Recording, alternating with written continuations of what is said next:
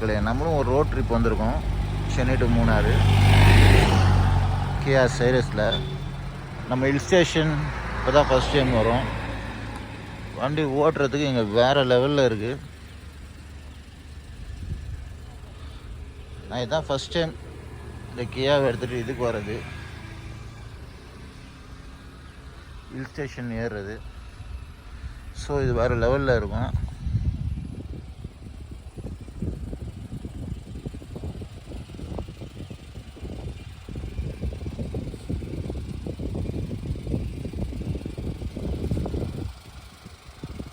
Hello மக்களே நம்ம திரும்பியும் இப்போ ஒரு road trip Chennai to Munnar போகிறோம். அது கியா சைரஸ் வண்டி தான். இப்போ நான் இங்கே சென்னையிலேருந்து கிளம்புறேன். டைம் இஸ் 10 மணி ஆகுது மணி. இப்போ இங்கேருந்து கிளம்பி மூணாறு அங்கே இருக்கிறதுலாம் அப்படியே ஒரு ரவுண்ட் போய்ட்டு வரலான்னு அதான் கிளம்பிட்டேன். சரி, இது எப்படி எல்லாம் அந்த ரிவ்யூ நிறையா போடுங்க அந்த வண்டியை பற்றி. நீங்கள் நமக்கும் டைம் கிடைக்கல. ஸோ இப்போ தான் நம்ம அதை போட போகிறோம். நான் எப்படின்னு உங்களுக்கு அப்டேட் பண்ணிகிட்ருக்கேன். போகும்போது என்னென்ன இது வழியில் என்னென்ன இருக்குது அதெல்லாம் அப்படியே அப்டேட் பண்ணுறேன். காலையில் லேட்டாக கிளம்புனா கூட அந்த டிராஃபிக்கு எப்பா இந்த நான் அங்கேருந்து 9 எடுத்தேன் வண்டி. நம்ம குரோம்பேட்டா வரத்துக்குள்ளே 10:36 ஓட்டுறதுக்குள்ளே அப்பா டிராஃபிக்கில் ஓட்டுறதுக்கே ஒரே கடுப்பாக இருக்குது. இதில் வேறு மூணாறு வேறு போகணும். இப்போ தான் மணி 10 ஆகுது. சரி, அப்படியே நம்ம ட்ரை பண்ணி போயிட்டே இருப்போம். ஒன்றும் பிரச்சனை ஒன்றும் கிடையாது. நம்ம எப்போவுமே இந்த சோலோ ட்ராவலருன்றதால இந்த தனியாக அப்படியே அந்த பாட்டு கேட்டுக்கிட்டு அப்படியே ஜாலியாக ஓட்டுறதுக்கு எனக்கு ரொம்ப பிடிக்கும். ஏன் அப்படின்னா நமக்கு டைம் கிடைக்காது. ஜஸ்ட் இது சோலோ ரைடு நம்மளது. அப்படியே போகிறோம். நம்ம கியா சைரஸ் வண்டி ஏற்கனவே மைலேஜ்லாம் ஓகே. சிட்டிக்குள்ளே கொஞ்சம் கம்மி இந்த வண்டி. மற்றபடி பார்த்தோன்னா இங்கே லாங்கில் போனால் நல்ல மைலேஜ் 18 to 19 வரைக்கும் வருது. தான் நம்ம வண்டியோட கதை சுருக்கம். இதுதான் நம்ம வண்டி இது. ஸோ நம்ம மூணாறு போகிற வழியில் என்னென்ன இருக்கோ எல்லாம் கவர் பண்ணிக்கிட்டு அப்படியே போகிற மாதிரி இருக்கும். ஆக்சுவலாக எனக்கு ஊரில் ஒரு கல்யாணம் ஒன்று இருக்குது, அதை அட்டன் பண்ணிவிட்டு இப்படி முடிச்சுட்டு அப்படி வரோம். ஸோ அப்படியே போயிட்டுருக்கோம். ஆனால் டிராஃபிக் தான் அப்படியே கட்டுப்பாக இருக்குது. இந்த ரோடை பாருங்களேன். அப்படின்னு பார்த்தா ரொம்ப ஒன்றும் பெரிய டிராஃபிக் கிடையாது.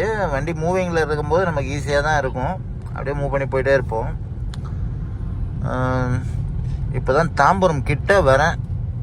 இன்னும் இந்த ரோடெலாம் கிளியர் ஆகிறதுக்கு நமக்கு இன்னும் கொஞ்சம் டைம் பிடிக்கும். ரோடு கிளியர் ஆனால் தான் நம்ம எடுத்து கொஞ்சம்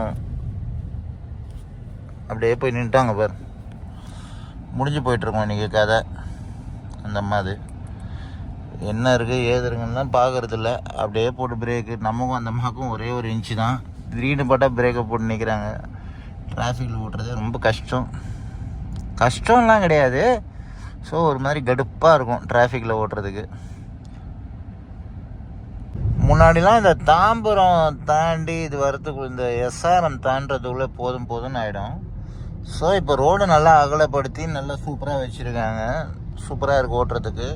டிராஃபிக் இல்லை முதல்ல. ஆனால் அந்த தாம்பரம் வரைக்கும் தான் அந்த டிராஃபிக்கு அது இதுன்னு இருக்குது. ஸோ இங்கே வந்துட்டோன்னா உங்களுக்கு ஒன்றுமே அந்த என்ன சொல்கிறது டிராஃபிக் ரொம்ப இந்த கிளாம்பாக்கம் அந்த பஸ் ஸ்டாண்டை தாண்டாலே நமக்கு அந்த டிராஃபிக் அப்படியே டவுன் ஆகிடுது. ரோடும் கொஞ்சம் ஃப்ரீயாக இருக்குது. ஒரு காலத்தில் இந்த ரோட்டில் வரத்துக்கு எப்பா ஏண்டா வரோன்னு இருக்கும். சரி, ஒரு பிரேக் எடுத்து ஒரு டீ ஒன்று அடிச்சுட்டு போவோம். 4 அடிப்பட்டியானில் நாட்டு சக்கரை டீ நல்லாயிருக்கும். சரி, அப்படியே சாப்பிட்டு அப்படியே எடுப்போம். 4 அடிப்பட்டியான்.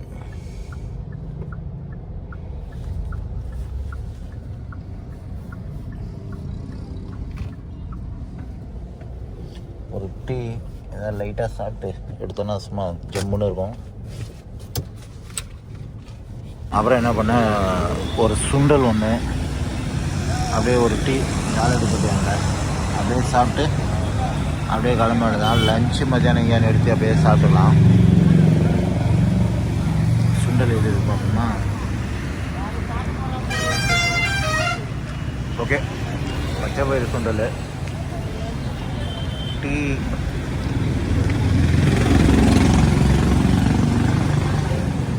என்ன தெரியுமா, இந்த ஹைவேஸில் ஒரே பிரச்சனையாக இருக்குது. இந்த மாதிரி இந்த 2 வீலருங்க இறங்க பண்ணுற அட்டகாசம். நடு ரோட்டில் போகிறது, ஆரன் அடித்தாலும் வழி விடுறது கிடையாது. என்னதான் பண்ணுறது தெரில இவங்க. ஏன் அப்படி சொல்கிறேன்னா, அது முன்னாடி ஒரு 2 வீலர் போயிட்டே இருக்காரு. நான் இது 3வது அடி. இது பாருங்க, அந்த 2 வீலர்லாம் ரேஷ் டிரைவிங்கு. ஆரன் அடித்தா கூட ஒதுங்க மாட்டுறாங்க. ஆரன் அடித்து இது பாருங்கள் எப்படி வராது பாருங்கள். ஆரன் அடித்து ஒதுங்கினாலும் பரவாயில்ல, ஏதோ காதில் ஏதோ ஒரு பாட்டை கேட்டுக்கிட்டு அப்படியே ஜாலியாக ஒன்றும் ஆரன் அடிக்கிறது கேட்குறது இல்லை, எதுவுமே கேட்குறது இல்லை. என்னதான் இருந்தாலும் அப்படி பாருங்க, நடு ரோட்டில் அந்த பையன் அந்த 2 வீலர் போகுது பாருங்க. யாருக்காவது வழி விட்றாங்களா? அது பாருங்க, இப்படி ஓட்டுறதே ஏடாகூடமா ஓட்டினா யாருக்குமே போகிறதுக்கு வழி கிடையாது. இந்த 2 வீலருக்காரங்க என்னன்னே தெரியல, அவங்க கதையே நமக்கு புரிய மாட்டேங்குது. நடு ரோட்டில் தான் அங்கே போகிறாங்க, ஆரன் அடித்தாலும் வழி விட்றதில்ல. கேட்குதா கேட்கலையா, இல்லை காதில் ஏதாவது மைக் செட்டை போட்டுன்னு கேட்டுன்னு போகிறாங்களா அப்படி இப்படின்னு சொல்லிட்டு 11:15 ஆகிப்போச்சு டைமு. அங்கேருந்து சென்னையிலேருந்து கிளம்பி இது ஒரு பெரும் பிரச்சனையாக இருக்குங்க. பாருங்க, பைக்கு பறக்கிறாங்க, ரேஷ் டிரைவிங் நிறையா.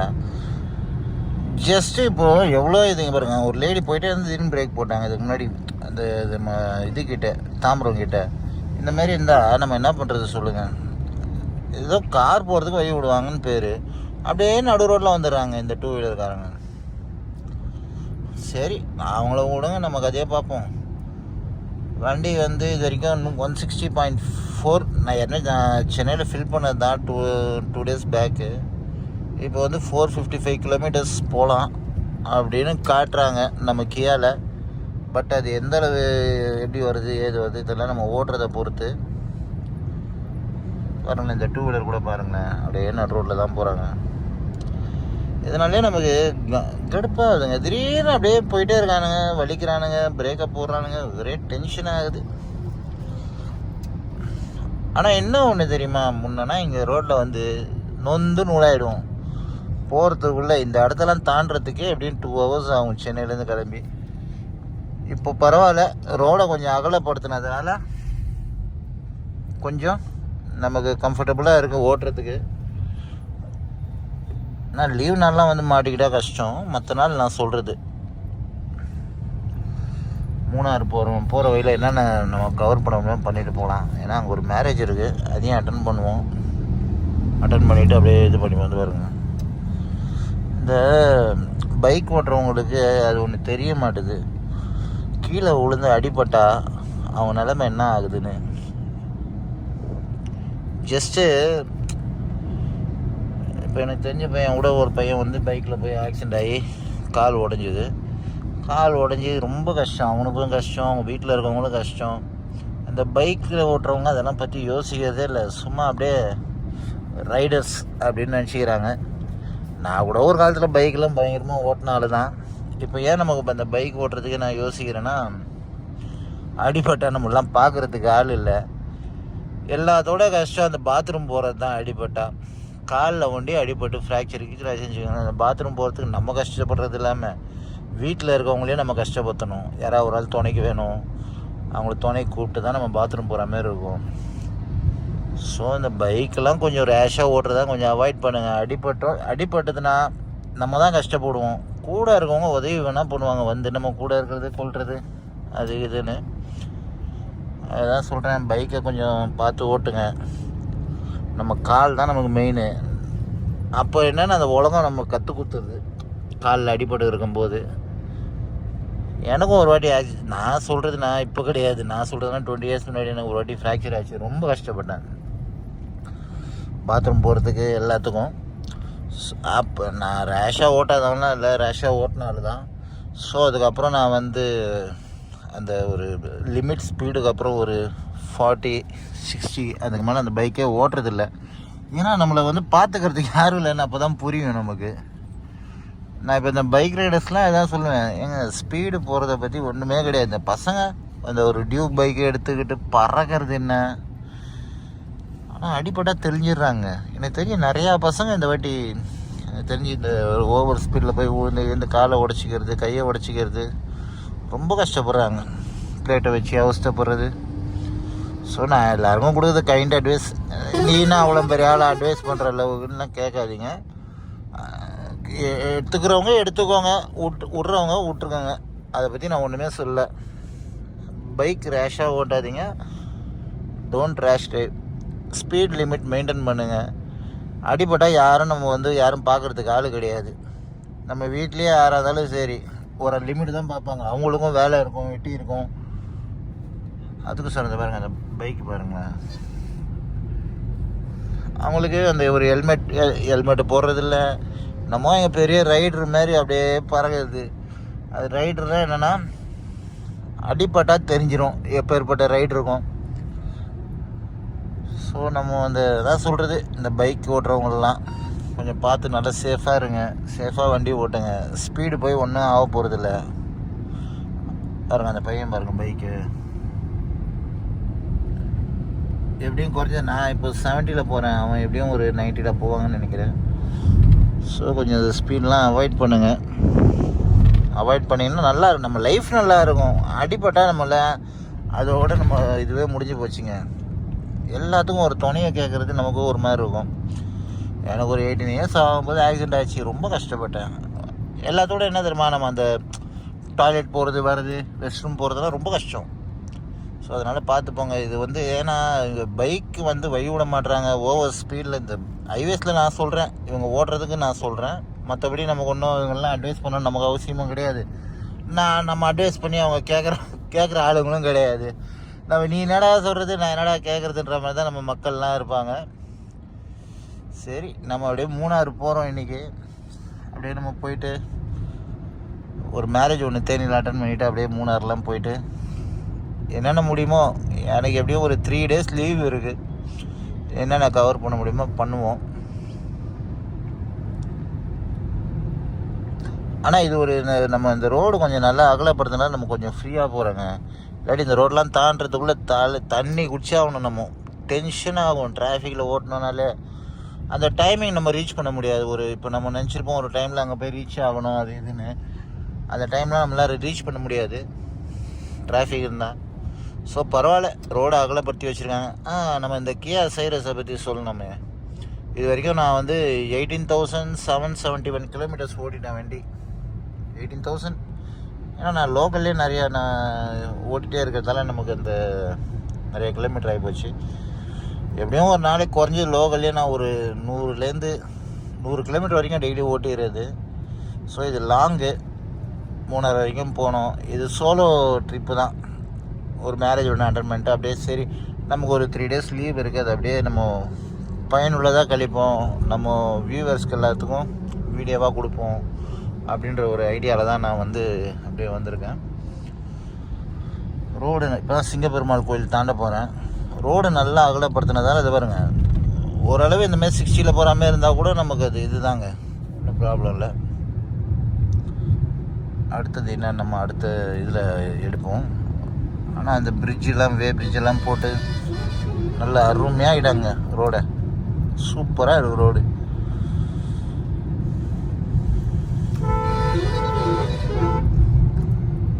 ரொம்ப 9 மணிக்கு எடுத்தேன். டிராஃபிக்கு அது இது எல்லாம் முடிஞ்சு மேல்மருவத்தூருக்கு 12 மணிக்கு வந்திருக்கேன். 3 hours ஓட்டியிருக்கேன் வண்டி. ஒன்றும் ஸ்பீடெல்லாம் ஒன்றும் கிடையாது, பெருசாக ஓட்டல. ஸோ இவ்வளோ நேரம் அப்படியே இது பண்ணி வந்திருக்கேன். டிராஃபிக்கு நடுவில் கொஞ்சம் அந்த மாதிரிலாம் கொஞ்சம் டிராஃபிக் அதுமாதிரி இருந்தால் கொஞ்சம் லேட்டு. எப்படியா இருந்தாலும் ஈவினிங் தான் போவேன்னு நினைக்கிறேன், பார்த்துக்கலாம்.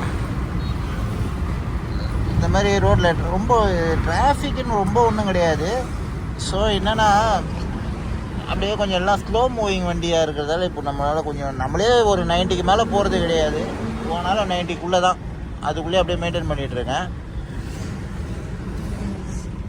இது வரைக்கும் வண்டி மைலேஜ் வந்து 54 அதான் 18.8 அப்படின்ற மாதிரி மைலேஜ் வருது வண்டி. அப்படியே போயிட்டு தான் இருக்கோம். நம்மளும் தேனி, கம்பம், குமிளி எல்லாத்தையும் போகிறோம், பார்க்குறோம், சுற்றி பார்க்குறோம். எல்லோரும் உங்களுக்கு சர்ப்ரைஸாக வீடியோலாம் கொடுக்குறேன். அப்படியே இருங்க. இது 2வது டோலு. ஃபஸ்ட்டு செங்கல்பட்டு முன்னாடி ஒரு டோலு, இங்கே ஒரு டோலு. இது 2வது டோலு. இதுக்கு வந்து சார்ஜ் வந்து காருக்கு வந்து 1 வேக்கு வந்து 70 ரூபா, டபுள் சைடு வந்துன்னா 105 இந்த டோலுக்கு. ஆனால் டோல் கட்டுக்குன்னு தனியாக பெருசாக வைக்கணும் அமௌண்ட்டு. மணி கரெக்டாக 2:50. கரெக்டாக இப்போ தான் இங்கே திருச்சி ரீச் ஆகிருக்கேன். இப்போ அப்படியே அந்த திண்டுக்கல் ரூட்டை பிடிச்சி தேனி இது போகணும். ஆனால் உண்மையிலே ரோடெல்லாம் நல்லா அருமையாக சூப்பராக போட்டு வச்சுருக்காங்க. அதில் ஒன்றும் பிரச்சனை ஒன்றும் கிடையாது. ரோடெல்லாம் நல்லா இதுவாக இருக்குது. இப்போ அடுத்து தேனி போகிறோம். தேனியிலேருந்து மூணாறு போகணும். நான் நடுவில் என்னென்ன எடுக்கிறேன், ஏது எடுக்கிறேன் எல்லாத்தையும் சேர்த்து போட்டுடுறேன். சரியான மழை மக்களே, தெரியுதா ரோடு? இப்போ ஒரு மழை.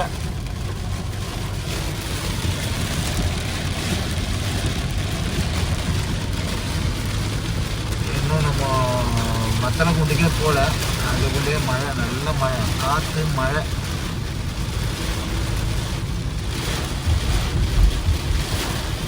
பயங்கர காற்று, காற்றும் பயங்கரமாக அடிக்குது. எங்கேயாவது கொஞ்ச நேரம் நிறுத்தி இது பண்ணிட்டு போகலாம். ஓட்டினாலும் ஓட்டலாம், பார்த்துக்கலாம் எப்படின்னு. காற்றும் சரியான காற்று மக்களே, காற்று மழை. அடடா, ஸ்பீட் பிரேக் இருக்கிறது கூட தெரில. என்ன அது?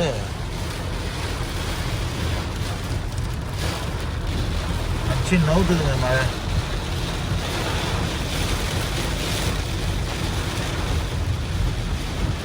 வைஃபர் போட்டே சமாளிக்க முடியல. காற்று ஒரு பக்கம், வண்டியை அசைச்சி விட்டுரும் போது காற்று.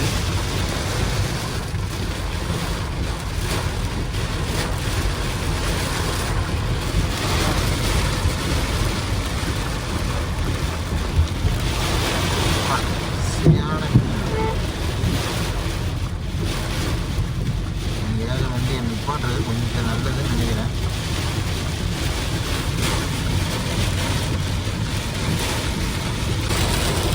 ஏதாவது ரோடு ஏதாவது தெரியுதா?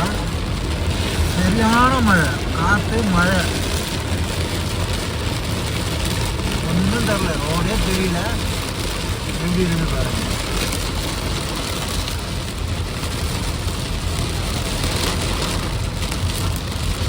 வெறும் காற்று மழை மட்டும்தான், வேறு எதுவும் கிடையாது.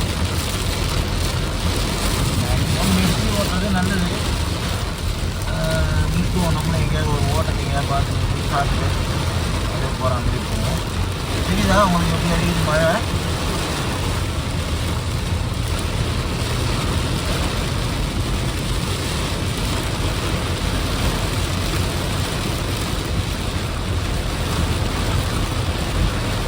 லாரியாக அவரால் ஓட்ட முடியல, ஓரம் கட்டுறாங்க.